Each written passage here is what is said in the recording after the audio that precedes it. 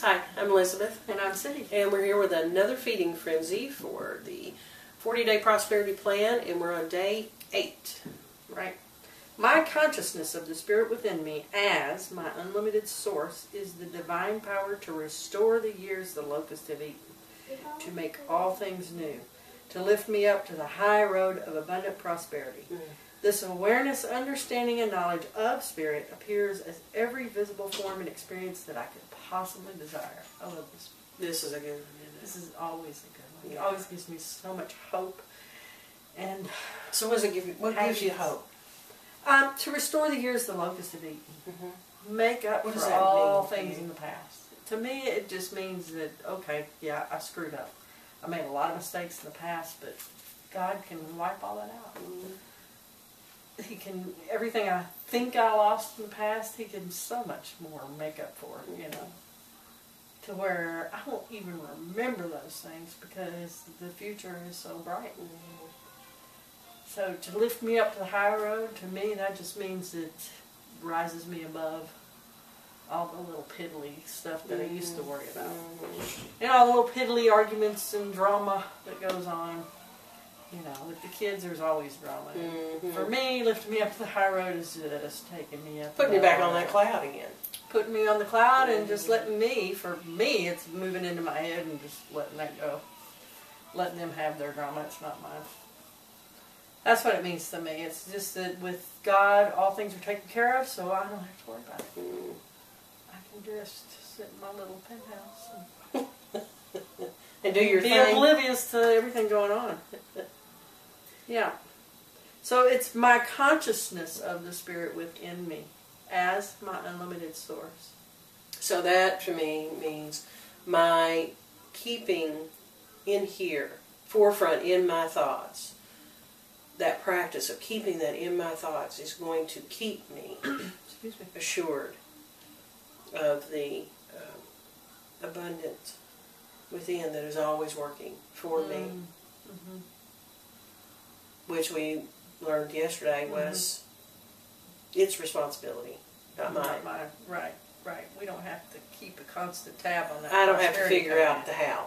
Right. So not having to figure out the how, if all I have to do is remember it's being taken care of, then that frees me up to do what I want to do, you know, to fulfill my desires. Right.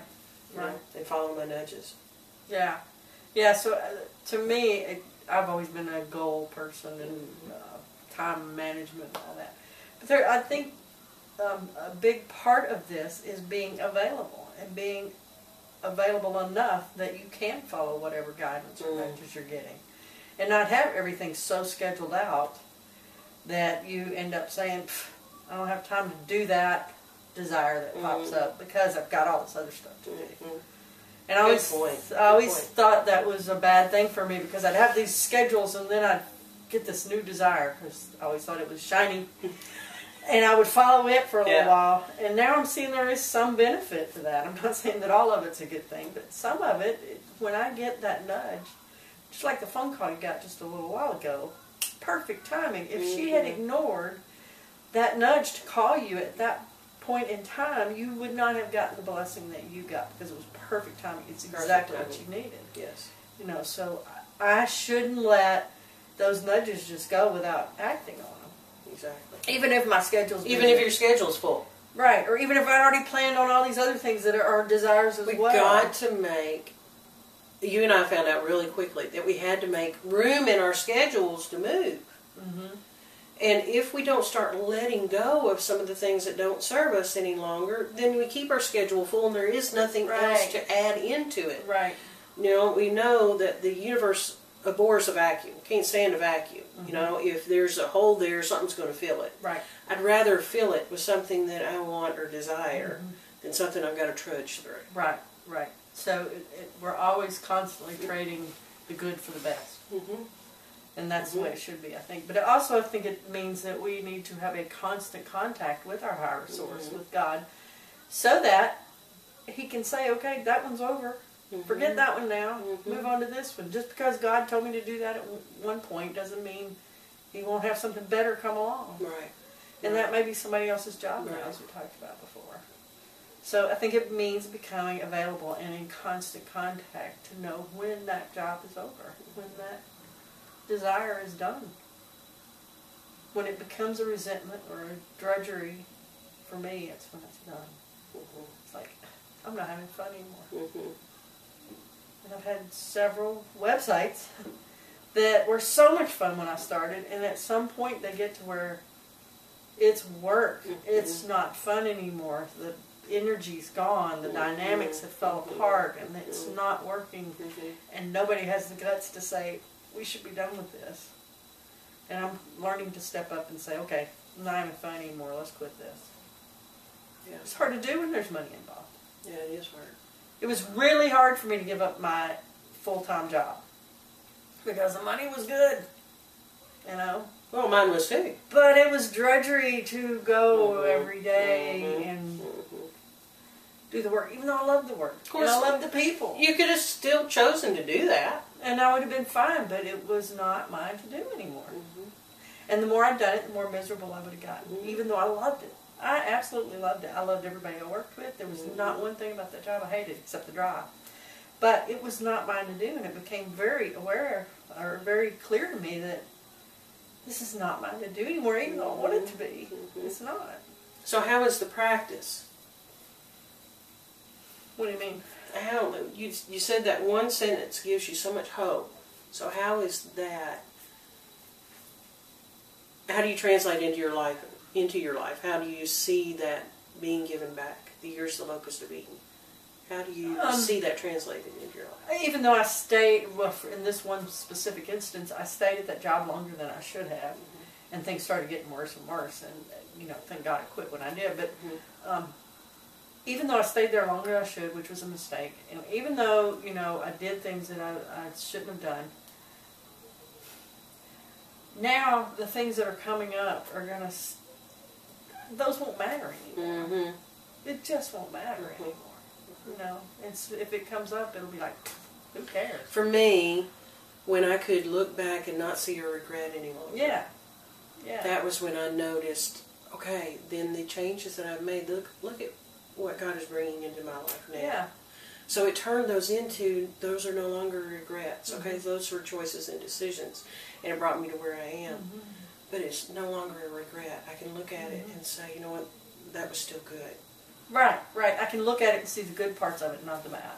So I can remember the times when it was mine to do, and it was good stuff, and it was fun stuff, and not bad stuff. But just like the seasons change, we forget that our lives go that way too.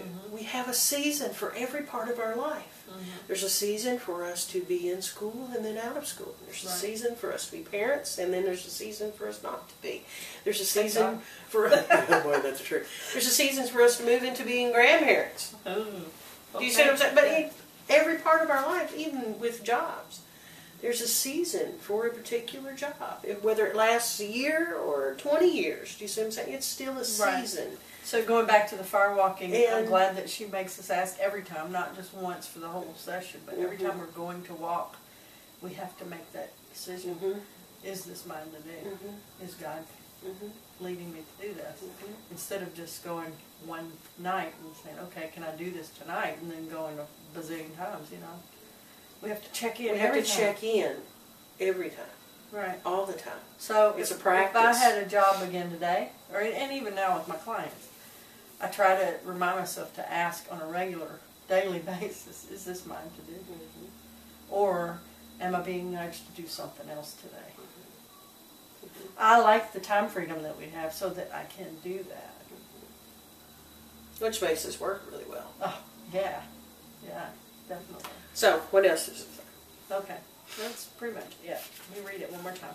My consciousness of the Spirit within me as my unlimited source is the divine power to restore the years the locusts have eaten, to make all things new, to lift me up to the high road of abundant prosperity. This awareness, understanding, and knowledge of Spirit appears as every visible form and experience that I could possibly desire. The only thing we didn't really touch about is to make all things new. What does that mean to you?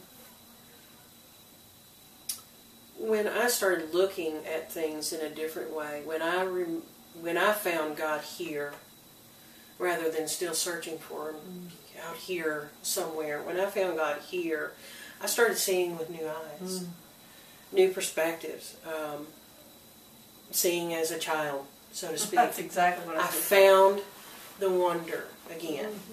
You know, I found a new excitement again, even in some of the most mundane things. You know what I'm saying? So I started seeing through these new eyes the elements of God in every day, where I wasn't seeing that before. You know, when I was mired down in the everyday and humdrum and got to and living the have to life rather than the want to life, then I wasn't seeing God anywhere. I was searching for God everywhere, but wasn't seeing God anywhere. Yeah. Once I turned inward and found God here, then I started seeing God everywhere. You know what I'm saying? Oh, wow. And so it took everything that I had known and gave it a new definition and gave it a new look and gave it a new excitement. You know what I'm saying? There was a new energy around everything. And I find that every time I reapply the practice, I see differently again. Good stuff. You know what I'm saying? Yeah. Yeah, I mean, really good stuff with that. Yeah. Stream.